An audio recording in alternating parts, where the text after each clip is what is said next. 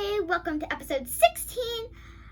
The Flyers are finally back in the win column, yay!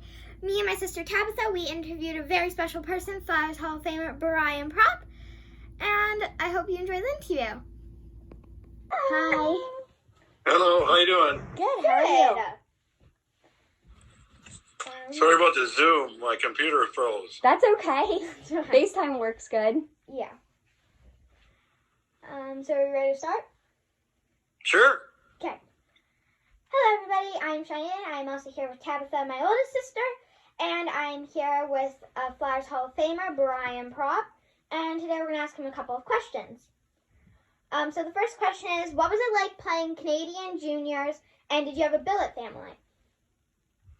Yeah, so it was when I played junior hockey for 3 years.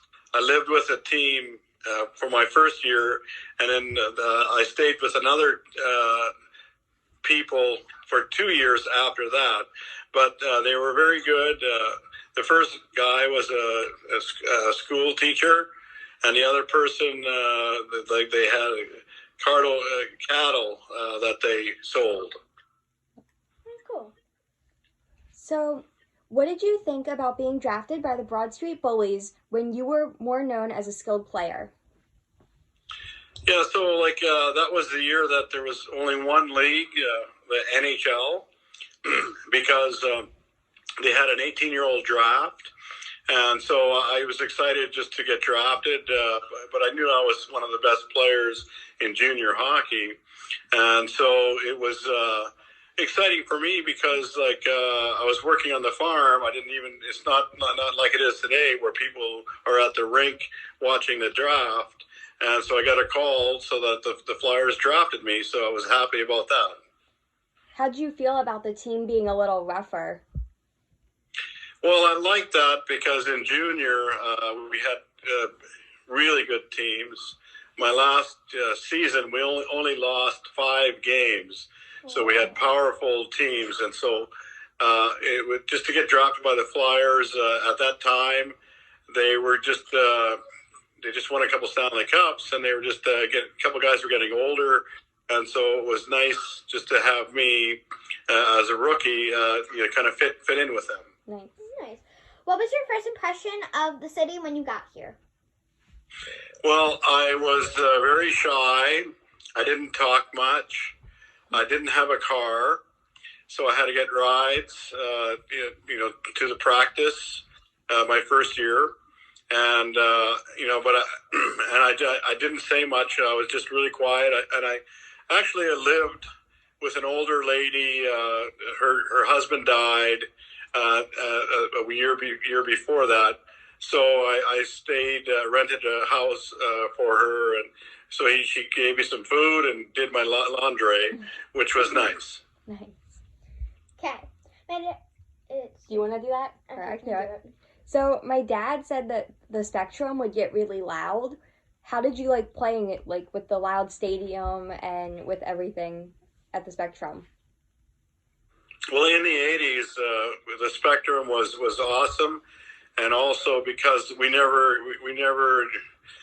were lost that many times, so it was nice for the Flyers, and it was really loud, but people were excited to go there. We had an exciting team. We had lots of fights. If we didn't have anything else to do, we roughed up the other team. But it was really special at that time. Now it's like every arena is a little the same, where you're not sure if you're home or away. Yeah. Okay. Did you like playing in Europe? Yes, I loved playing with Europe, but I played for Team Canada a few times when we didn't make the playoffs. World Championships for Team Canada in 87, 82, and 83, and then the Canada Cup in 87. And it was special. And then I won the Spangler Cup in 92. And after that, I played a year in France, which I loved. It was north France. It wasn't too cold, and it was just a good way for me to finish my career. How was the atmosphere different playing in Europe versus America? Like, how were the fans different? Well, I think the hockey was a little different because it was more like an American hockey league, but the fans were crazy because they loved hockey and they supported it really well. We sold out every game. Nice. What do you do for fun now? Well, for fun right now, like at the shore, we have a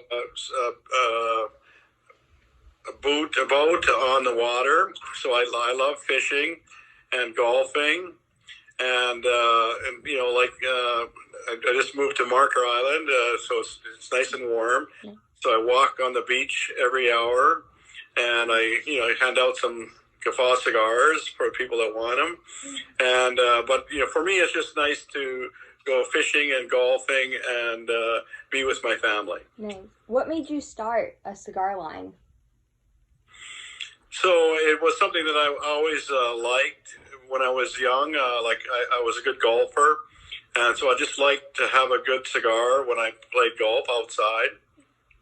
And so I kept thinking about it, and 3 years ago I had the idea to go visit the Dominican Republic and with my son, and so we learned all about how they're made, aged, the whole thing. And so it was an educational for me, and so it took me a year and a half to get it started, and but I was just excited to do it the right way, where the cigars are good and they're not cheap, and but people will enjoy them. Nice. Thank you for your... I have one more question before you go. So, what made you decide to settle in this area after you retired from hockey initially? Well, what else are you going to do in Canada? Like, you played hockey for the rest of my life, and I grew up with a town of 300 people, and so after my high school, I'd have to find work doing something else. But thankfully, the Flyers drafted me, and I played 15 years in NHL. And from then, like a lot of other people in New Jersey. So I worked a few times with country companies in Philadelphia, and also I did the radio for Flyers for 9 years, and then Wolf Commercial Real Estate and the Judge Group, and so like I had lots of things to do, but it kept me in New Jersey. Nice. And now you get to relax in Florida. Yep. Well, I still golf. I still work with Wolf Commercial Real Estate. Okay. And I'm the ambassador for Bancroft Brain Injury People. I do that, and then I have my cigar brand. But I do appearances, and I do charity golf and nice. Charity hockey. So it keeps me really busy. Good. Thank you for your time. Yeah, that's all we had for you. Thank you. You did a good job. Thanks. Thank you so much for taking time to talk to us. Okay, well, have a good ball. Have a good night. Bye-bye. Okay, good night. Bye.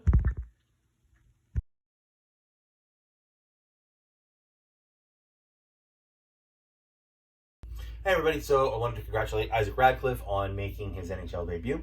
I also wanted to very much thank Brian Propp for taking his time to do that interview with my girls. I thank my girls. I am super proud of them. I think it came out really well. We hope you enjoyed it. Please do not forget to like and subscribe our video. And thank you for watching.